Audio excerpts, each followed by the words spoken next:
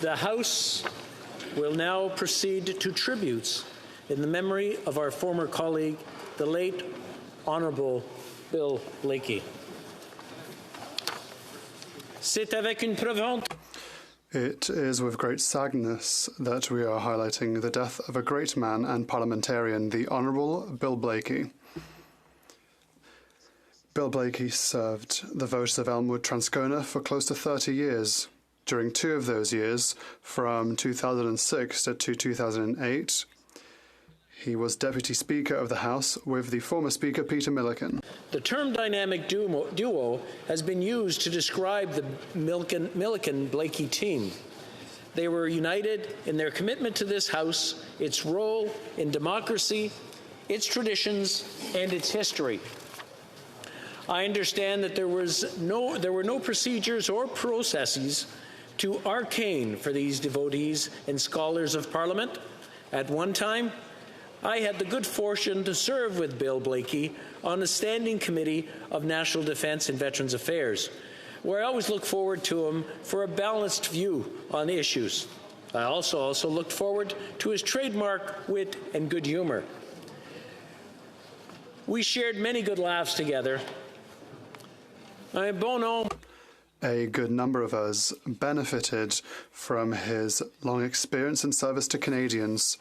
Bill Blaikie was a source of inspiration for us all.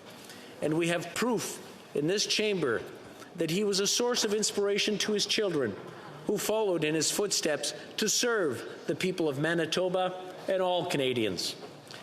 I know that honourable members join me in expressing our deepest condolences to Bill Blaikie's wife, Brenda, and his entire family. And, of course, we send our sympathies to his son, our colleague, the honourable member for Elmwood Transcona, for the loss of his beloved father. Merci. Thank you. Thank you.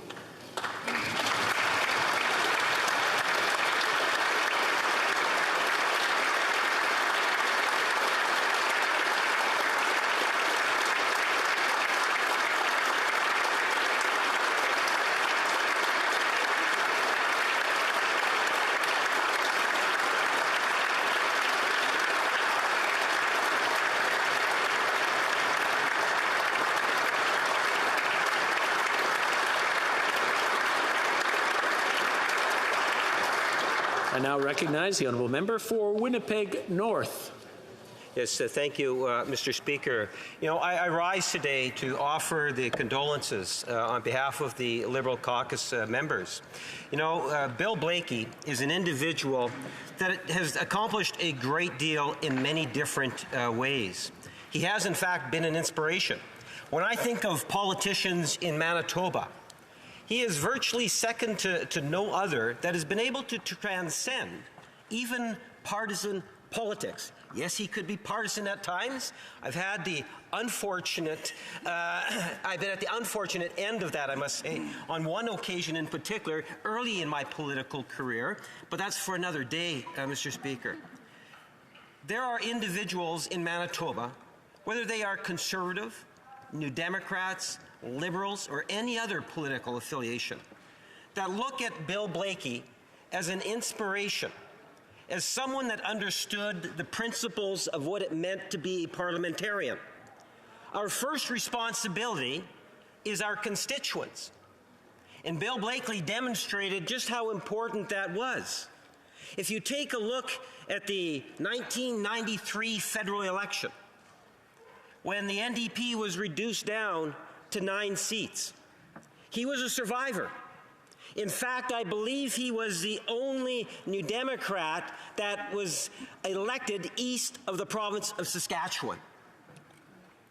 I would argue that the reason for that is because he had established himself as a constituency person, someone that understood the needs of those that worked at the CN Rail, to the many different businesses and occupations and the people that he served, Mr. Speaker. And that is why he survived back in 1993. You know, we often think about parliamentarians And, well, if you're in government, you can be potentially a minister. In opposition, the best you can be is a critic. I would suggest to you, Mr. Speaker, that it doesn't matter where you sit inside the House of Commons, whether you're on the government side or the opposition side, and Bill Blaikie demonstrated that. He demonstrated that in the roles that he played in the House. Whether it was the deputy leader when he came in second to Jack Layton back in 2003 leadership convention, whether it was his ability when he was healthcare critic. We all talk about the Canada Health Act of 1984 and how important that was to our nation and still is today. Bill Blaikie played a critical role in the development of the Canada Health Act, Mr. Speaker. It's what you make of the position that you're assigned as a parliamentarian that determines how much you're going to enjoy it and how successful you are going to be at implementing it, Mr. Speaker.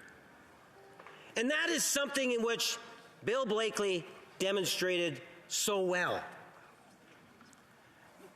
Mr. Speaker, I look at Bill Blaikie as someone that inspired many. You made reference to his attitudes when he was the deputy speaker under Speaker Milliken. Well, after, and not many members might not know this, I know Daniel would know, after leaving Ottawa, he was actually recruited as the candidate for the NDP in Elmwood riding, and he won, and he later then became the Minister of Conservation. In 1 year, I think it was, 4 or 5 provincial parks were established. He loved nature. I believe he was an avid canoeer. He was able to accomplish a great deal even when he left. He was a parliamentarian first and foremost. That's when I got to know your father, primarily because he was also the government House leader. No surprise, I was a part of the House leadership team back then, Mr. Speaker. And we had lots of discussions and negotiations. And I think his years in opposition gave him a better appreciation of even individuals like the Liberal Party back then when we didn't have a party status. And I respected that of the late Mr. Blaikie. Mr. Speaker, there is so much more that I could say. But suffice to say, William Alexander Blaikie was appointed to the Order of Canada in November 2020 for his lifelong contributions to parliamentary service and for his steadfast commitment to progressive change and social activism. On behalf of the Liberal Caucus, we extend our condolences to his wife of 50 years, Brenda, and his 4 children, grandchildren, and the many friends and family that were touched by his life. Thank you, Mr. Speaker.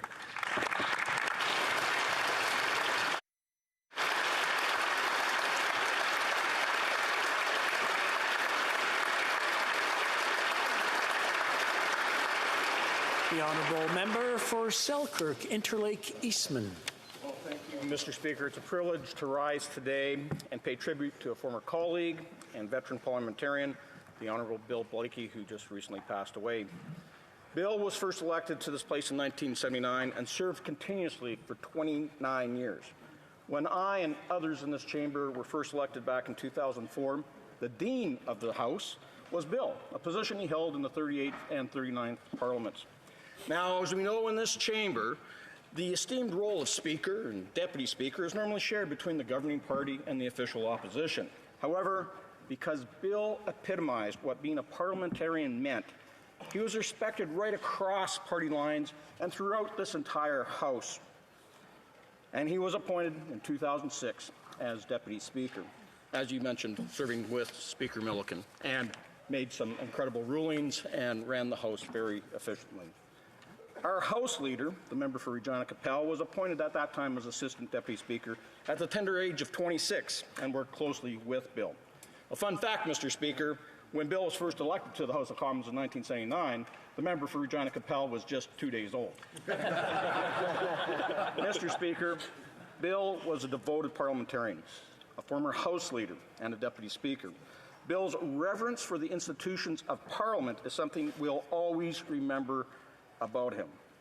When I first met Bill, he was literally bigger than life. Towering over almost all of his colleagues, with the exception of probably 6'7" Brian Palliser, our former Premier of Manitoba, who at the time was the MP for Portage Lisgar. Back in those days, the direct flights between Winnipeg and Ottawa were done either on Dash 8s or on the little CRJ jets.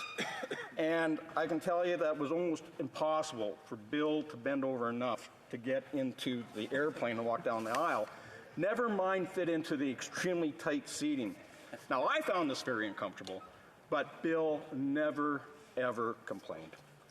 It was on those trips back and forth between Ottawa that I was able to get to know Bill.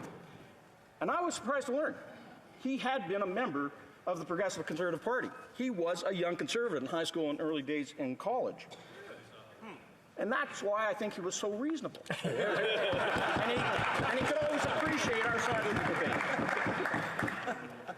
It was also on those trips, because of his long service, I know that when he first started in Parliament, that he had a young family as I did. And I would ask him for advice on how to make sure we balance parliamentary life with our responsibilities to our family. And he provided me with very sound advice. Now, Bill also served as a reservist with the Queen's Own Cameron Highlanders of Canada and shared my passion for a strong Canadian Armed Forces. And Mr. Speaker, as you and I both know, Bill was very proud of his Scottish heritage.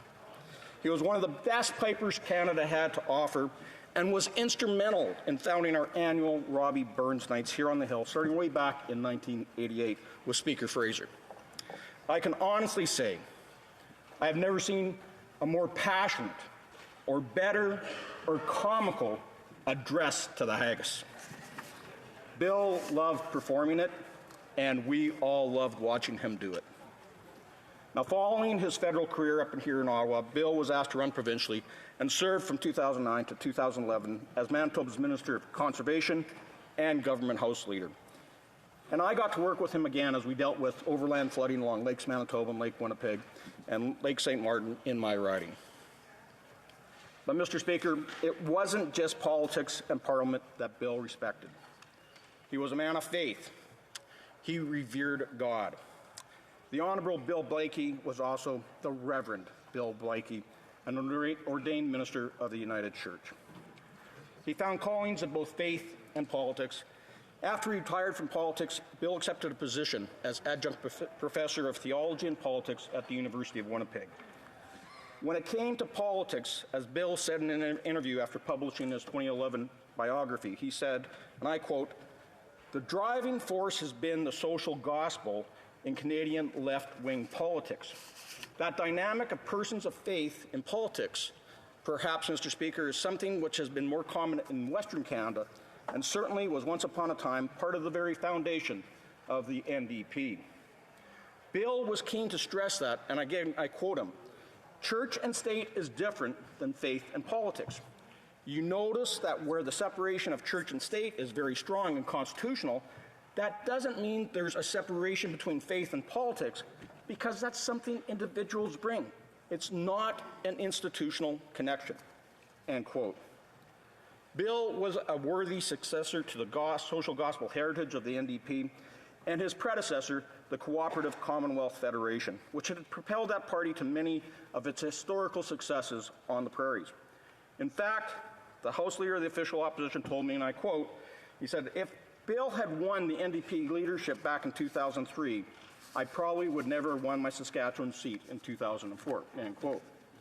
Truth be told, if Bill was the NDP leader, my Manitoba seat would have been at risk, and I may not have made it here in 2004 either.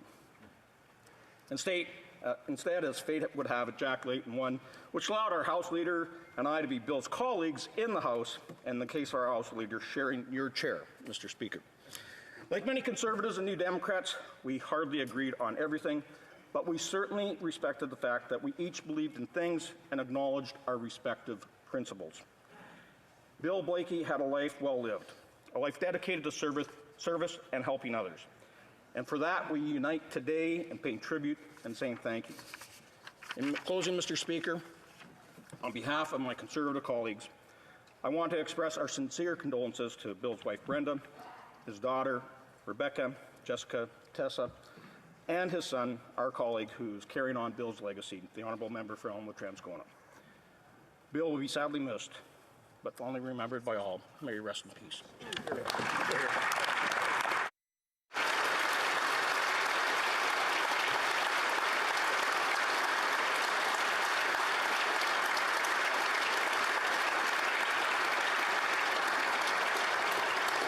L'honorable The Honourable Member for Bécancour, Nicolet Sorel. Thank you, Mr. Speaker. On behalf of the Bloc Québécois, I would like to pay tribute to the memory of Bill Blaikie, a key figure in the New Democratic Party and more broadly in the Canadian left. When I was elected in 1984, Bill Blaikie had already been the Member of Parliament for Winnipeg-Transcona for 5 years. He was an imposing figure of the NDP caucus, a big man. He outnumbered all his colleagues by a head, at least. A strong, carrying voice. Bill Blaikie was an imposing figure. When he spoke, there was silence elsewhere in the House. When I sat in the Speaker's chair to open the session in 2008 and preside over the election of the Speaker as the Dean of the House, I thought of him. Because before me, it was Bill Blaikie who had done that role as Dean. Before that, the Speaker was appointed by the Prime Minister. Needless to say that I was no match. Bill Blaikie was almost a giant, but I tried to be as upright as he was. Bill Blaikie embodied the NDP of its origins, a party with religious roots founded in the prairies. Like Tommy Douglas, Bill Blaikie was a United Church minister. Quite a distance from the trendy urban elites that form the base of today's NDP, but close to the small world, and the small people, as he said. I want to say the real world, real people. In 30 years, Bill Blaikie held every position in the NDP: House Leader, Interim Leader, Parliamentary Leader, when Jack Layton was an elected leader in the House. He was also Deputy Speaker, like the Speaker mentioned, when the NDP lost its status as a recognised party after the 1993 election. Bill Blaikie was there as an island of stability. I will always remember his strong interventions to get his party recognised when it did not have 12 seats at the time. We didn't always agree. Him and I. Bill Blaikie was a centralist. His vision of Canada did not sit well with Quebec nationalism, or even with a special status for Quebec. Despite his 30 years as a Member of Parliament in Ottawa, I never heard him utter a word of French. I asked him why, and in a humorous way he replied, "Well, I have too much respect for the French language to use it in my terrible accent." I leave that to my children, who, by the way, speak it very well. Our confrontations were always respectful of ideas, values, and principles. Bill Blaikie was a man of principle, an upright man, an exceptional litigator,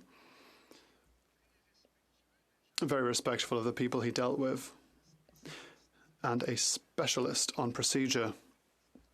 When he had something in mind and he knew his procedure so well, let me tell you that the amendment was going to pass. On behalf of the Bloc Québécois, I would therefore like to offer my condolences to his political family, which owes a great deal to the man who helped it through the storms over the years with his reassuring and calming presence. But most of all, to his family, to his wife, to his children, in particular to his son Daniel, who is currently sitting as the Member of Parliament for Elmwood-Transcona, the very riding his father represented. My dear Bill, Well, just to tease you a little, I would like to end with a quote from a great French author, Alexandre Dumas, who once said, "Those we have known and loved are no longer where they were, but they are always and everywhere where we are." Goodbye, Bill.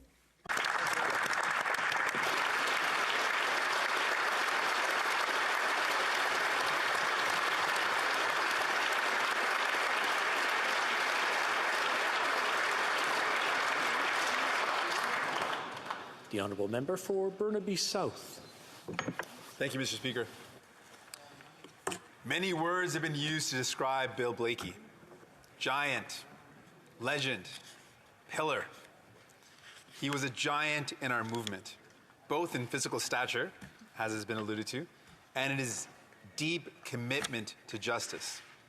He was a legend in the House of Commons. He held a deep respect for democracy and for the people he represented. He was a pillar of social gospel, a strongly held spiritual belief that we are called to fight against greed and to lift each other up. He was a beloved husband and father who instilled in his children a sense of adventure as well as responsibility to use their talents to make the world a better place. I was incredibly lucky to be able to attend Bill's memorial service in Winnipeg. It was led by his children in the most remarkable way. Rebecca, Jessica, the member for Elmwood-Transcona, and Tessa. They recounted stories of a father who would spontaneously pull the car over to put the canoe in unexplored bodies of water, sometimes with unexpected, but usually safe results. He was a father who could be counted on to deliver good advice and encouragement.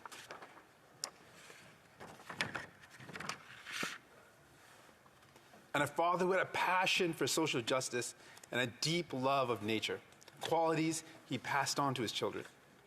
Bill loved the communities he served, whether he was in the church, his party, or his neighborhood of Transcona.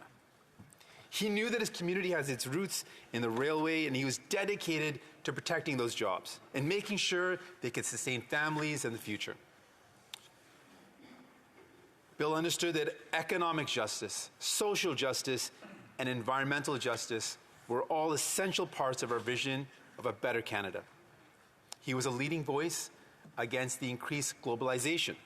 He warned against the dangers of a race to the bottom, where greed and profit were the priority, and people and the environment and protecting them against exploitation was seen as a barrier to free trade. Bill was also a passionate champion of our public health care system. As the NDP health critic, he was instrumental in pushing the Liberal Health Minister at the time, Minister Bégin, to introduce the Canada Health Act to protect Canadians from having to pay for healthcare services. Both Bill and Minister Bégin tell stories of how Bill engaged in guerrilla warfare in the House to make sure the Act contained the necessary protections, and, as is still the case, the minister depended on this pressure from the NDP to convince her colleagues to make the legislation better for Canadians. Before it was ever fashionable, Bill was an environmentalist.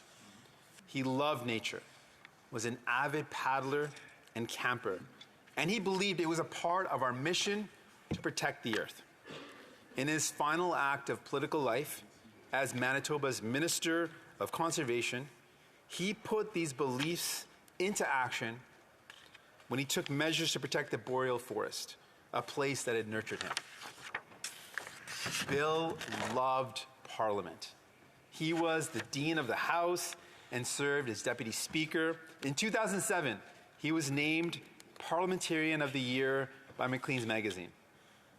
He was an incredible speaker, and his speeches in this place were legendary, shaming the government of the day for ignoring the needs of the most vulnerable and laying out a path to a better and fairer future. When Jack Layton was elected leader, he asked Bill to be his parliamentary leader, since he did not yet have a seat in the House. Bill had finished second in that leadership race, which was a disappointment to him, but he put that aside and took on the challenge of leadership in the House, working closely with Jack and sharing his wisdom and advice with the new leader. He also loved getting to know MPs from other parties and finding common ground with people who had a different view of the world. He could be hard on you in the House while still respecting your humanity and sharing a conversation over a meal. He was fiercely proud of his Scottish heritage. Bill was one of the founders of the annual Robbie Burns Nights on the Hill, which he saw as another opportunity for MPs of different parties to meet each other outside of daily debate. Listening to his children's story, tell the story of Bill's life, it was clear that he found his strength in two places: his faith and his family. Bill's Christian faith informed his politics. For him, the calling to do good in the world required him to challenge injustice and those in power who allowed injustice to happen. He did not believe that the Bible should be used to justify the politics of hate and exclusion, but as a politics of justice and equality. Bill loved his family. The life of a politician is not easy on families. It means long days and lots of time away from the home. Bill's wife, Brenda, was the glue that kept the family together, and it is her, more than anyone, that we must thank for sharing Bill with the country.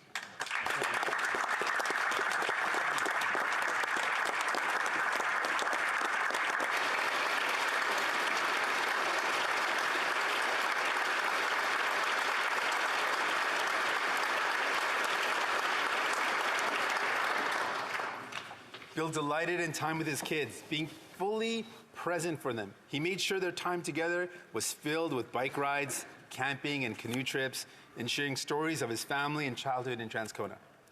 We are so fortunate to have Bill's son, the MP for Elmwood Transcona, in the House and in our caucus. He carries on his dad's legacy, speaking truth to power, standing up to injustice, and always defending the interests of the least powerful. Like his dad, he doesn't suffer fools gladly, but when you win his friendship, you know he'll always have your back. In his final years, Bill cherished time with his 4 grandsons, Robert, Owen, Noah, and Emmett. Throughout his battle with cancer, he made sure to find the energy to make memories with the new generation of Blaikie kids. He took part in water pistol fights and played in the fall leaves with them, just as he had with their parents. Bill made sure that his grandchildren knew him and heard his amazing stories. New Democrats across the country mourn the loss of Bill Blaikie, and we are so thankful for his life. He leaves a legacy of compassion, fairness, and justice.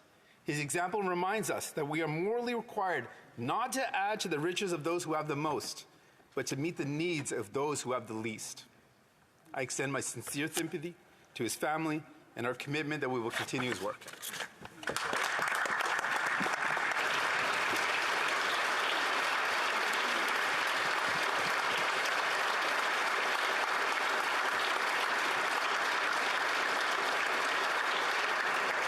The honourable member for Saanich Gulf Islands. Thank you, Mr. Speaker. I hope I can get through this. All of the tributes have been heartfelt and from all parties. I first met Bill Blaikie in 1987. I've been honored for 35 years to call him friend and to love him as a colleague, as a fellow Christian warrior for the things that we believe in. I knew Bill since 1987. Obviously, I wasn't elected then. You might not know that. But no, I wasn't elected when Bill was here. Bill was, in 1987, the environment critic for the New Democratic Party. I was a senior policy advisor in the Office of the Federal Minister of Environment, and that's how I had the amazing honor to get to know him and work together. And over the years, I can't tell the stories of adventures. I want to try to keep this brief. I'm going to try hard. Well, we had adventures. We marched together in the battle in Seattle, chanting, "Turtles and Teamsters together at last." We got tear gas together. What's more binding than that? That's where I first met Rebecca, by the way.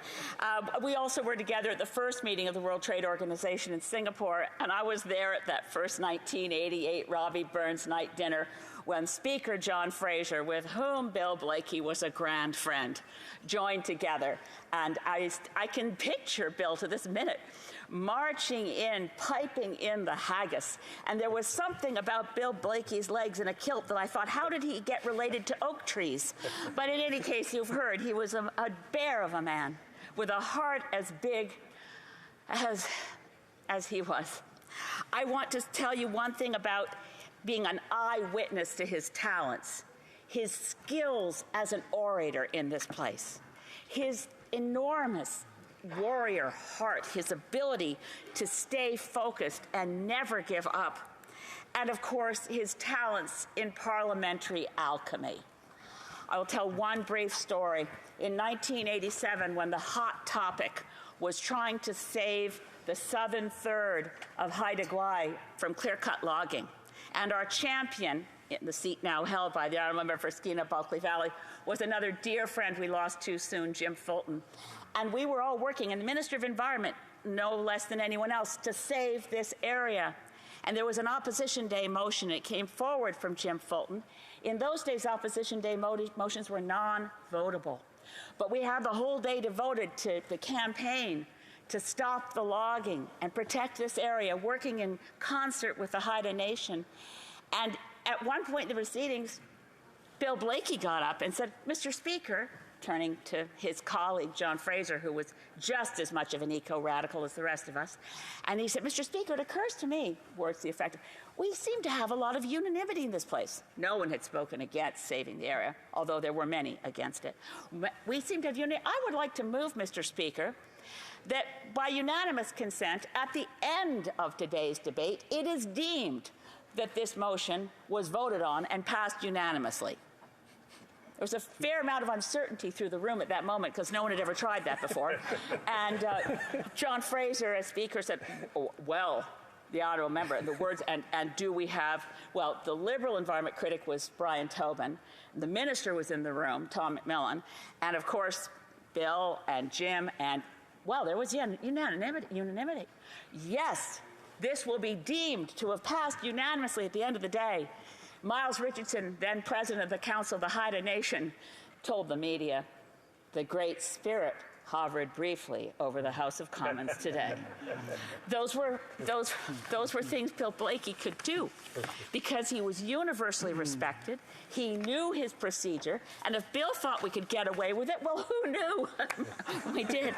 So we've heard from many members here today about his many talents and skills and where he drew his strength.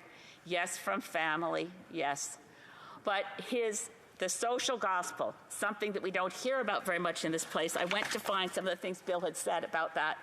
And he related that when he finished theology school, he had, quote, "found the prophetic tradition within the Bible, the tradition of challenging the ruling elite." And he called it this, and I proclaim the same: faith in Jesus Christ as Lord and Savior, and Bill clarified, a Savior from the idolatries of the world. And then Bill pointed his finger at the market, the be-all and end-all to which everything is sacrificed. Bill knew you cannot serve God and mammon at the same time. I once heard him on CBC Radio Tapestry being interviewed, and he said, "We always hear about the Christian right. Let's hear it for the Christian left." The social gospel is with us because Bill will always be with us. I will never, ever stop being grateful for the chance I had to be his friend, to get to know the Honourable Member for Elmwood Transcona, his sister Rebecca. I don't know Jessica and Tessa as well as I should, but to thank Brenda, his wife, for sharing him with us all these years. It's the greatest loss, but when one cherishes a life well lived and knows that, I just hope heaven was ready for Bill. But anyway, we'll leave that for now. He is and was and will always be a prophetic voice in Canadian politics that says we don't leave behind the downtrodden, we don't forget what it is to say we have faith and we believe, and miracles are possible. Eternal rest be with him, O Lord, and light perpetual shine upon him. May he rest in peace.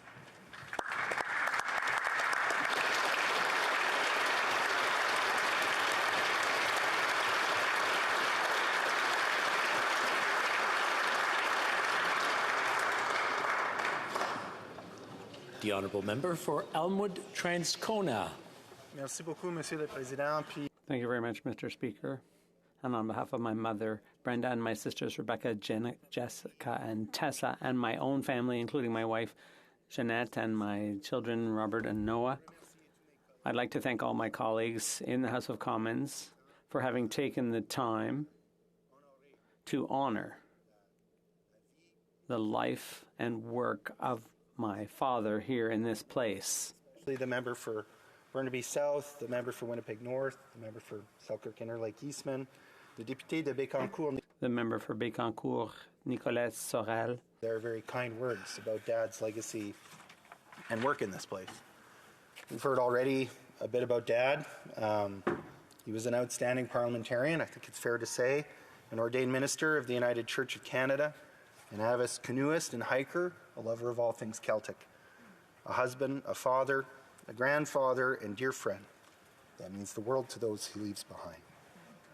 During his time in this place, Bill Blaikie left a lasting mark on the House of Commons and the nation. Some may know, some may not. As a member of the McGraw Committee on Parliamentary Reform, he had many tales from the McGraw Committee that he liked to tell around the dining room table. So as a member of that committee, a longtime NDP House Leader and Deputy Speaker of the House of Commons, he played a key role in developing many of the procedures that we now take for granted in this place, from electing the Speaker by secret ballot, to applying votes, to simply enforcing an appropriate decorum in the chamber, a task easier said than done, but that he often made look easy. Incidentally, he was able to use the same sense of gravitas at home to enforce decorum. It was a very proud moment for him when, at the conclusion of his parliamentary career here, his peers in this place named him Parliamentarian of the Year. Some alluded already to the fact that as NDP health critic in the early 1980s, he led the charge for a proper Canada Health Act and is credited in the memoir of then Health Minister Bégin for having paved the way for a much stronger act than the government of the day would have enacted if left to its own devices. He negotiated recognition and protection for Indigenous rights into the Clarity Act. He served as parliamentary leader in the initial period of Jack Layton's leadership and was sworn into the Queen's Privy Council at that time in the context of his own and other New Democrats' advocacy for the rights of Mahura Rar. In the early days of the Harper government, Bill led the negotiating team that protected the 2005 so-called NDP budget by going down to what was then known as the Langevin Bloc to meet with the new Prime Minister Harper, ensuring hundreds of millions of dollars would go to providing access to housing, public transportation, and post-secondary education to millions of Canadians instead of going to more corporate tax cuts. In his work, Dad was reinforced by his faith. We've heard a bit of that already today, too. It was a faith that calls us not simply to care about what happens to souls in the next life, but to care for people, all people, in this life, to manifest the love and compassion of Jesus not only through the charity of individuals, but as a matter of justice in the rules that structure our economy and our relationships with each other and the planet.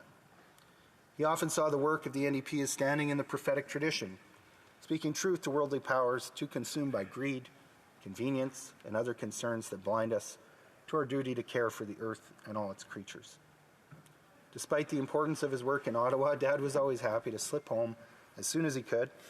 In fact, earlier, former government House Leader Don Boudria came to meet with my mom, and Dad would often tell tales of him and Boudria figuring out in the month of June how to wrap up business efficiently in the house so that he could do this very thing, especially in good weather when he could tie a canoe to the top of the van and zip off with one or more of his children to explore a lake or creek, usually in or on the way to Whiteshell Provincial Park, that he'd been eyeing up from the highway for years and wanted to check out more closely with a paddle.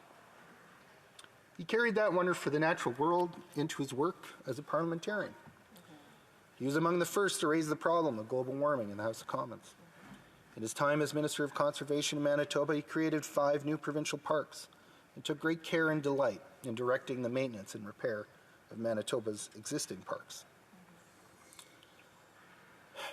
There are many iconic photos of Dad playing the pipes, from formal gatherings here on Parliament Hill to family gatherings down at the lake.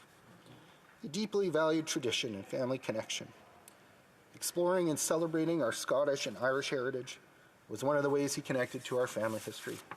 Growing up, Celtic music, stories, and toasts featured prominently in our family gatherings. But these things were also an important part of his public persona. New Democrats in Winnipeg have spent many evenings on a diet of Burns poetry and reflections on the state of democratic socialism in Canada in order to support NDP MPs from Elmwood-Transcona. In fact, the member for Burnaby South had the honor of being our guest speaker at just one such occasion. He and Tommy Douglas organized the first formal Burns dinners here on Parliament Hill, a tradition that was subsequently taken up by the Speaker. These dinners have served as an opportunity for politicians of all stripes to gather and relate to each other in positive ways too often drowned out by the more toxic personalities in the House of Commons. My sisters and I will be forever grateful for the many long conversations that lasted well into the wee hours of the morning, when we got to investigate the mysteries of theology, politics, and history with a master of the arts that cared for us deeply. We love you too, Dad. Earlier I mentioned his fondness for Scottish culture, so I'd like to finish this tribute with one of his favorite Scottish toasts. Here's to us, was like us, damn few, and the raw deed.